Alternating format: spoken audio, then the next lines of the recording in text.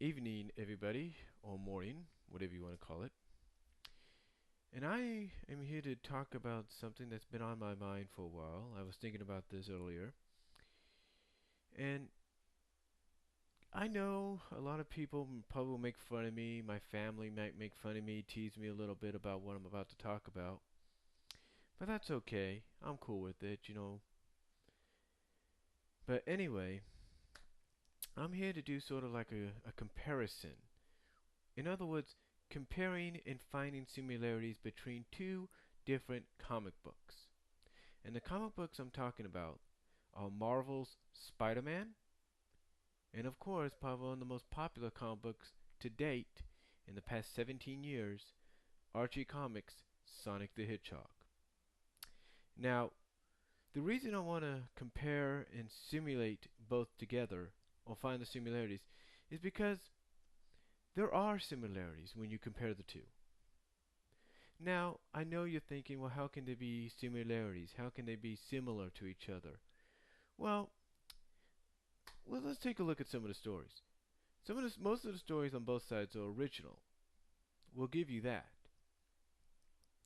But some of the situations in the stories, even if the story is original, some of the situations are very similar to the others. Now, let's start out with Spider-Man, for example. In Spider-Man, romance-wise, if you will, and that's the main subject of this, the romance. I know that almost sounds like an ongoing thing a lot of people are talking about when it comes to both comics, but hey, it's a popular trend. What are you going to do? Or a popular topic. What are you going to do? Anyway, let's take a look at this, for example.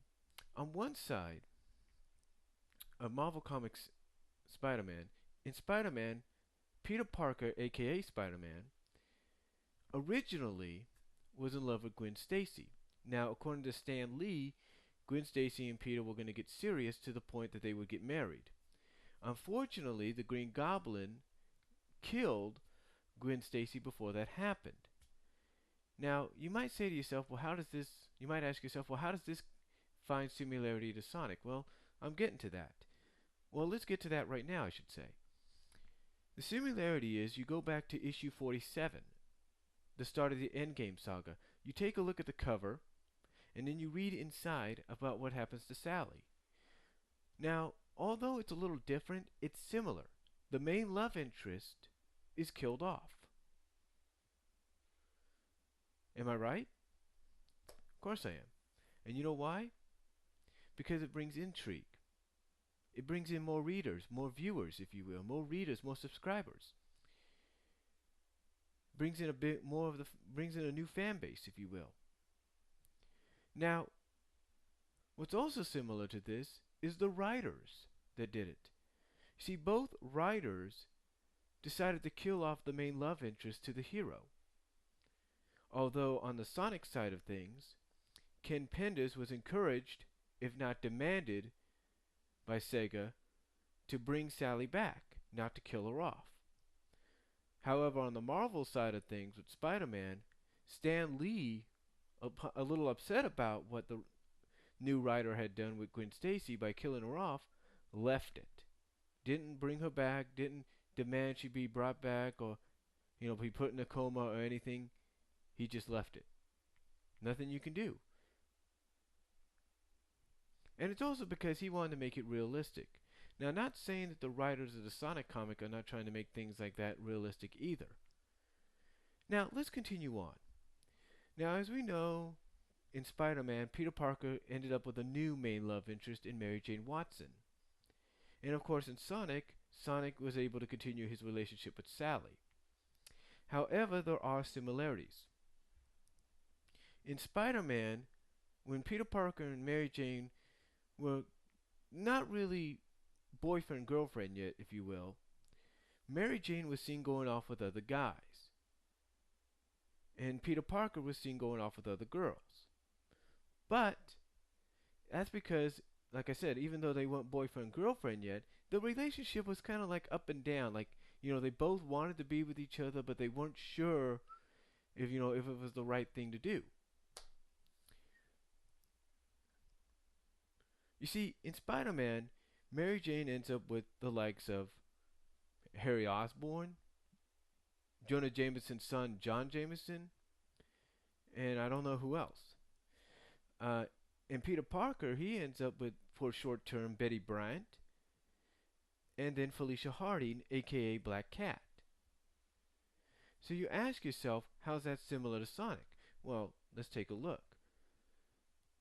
In the Princess Sally miniseries, Sally ended up falling for, at the end, falling for Jeffrey St. John. Now, this caused a lot of outrage from the fan base that supported the pairing of Sonic and Sally. And believe me, I was part of that fan base, still am. And then, later on, Sally finally chose Sonic over Jeffrey. That was a good sign for everybody. But then again, that relationship went on the rocks, and Sonic ended up going, looked like Sonic was going to end up with Mina Mongoose. And finally, Sonic in 123 was able to find out that Sally still cared for him, still loved him, and that relationship was back on. How does that compare, you might say, to Mary Jane and Peter Parker and Spider-Man? Well, Mary Jane and Peter Parker were the same way.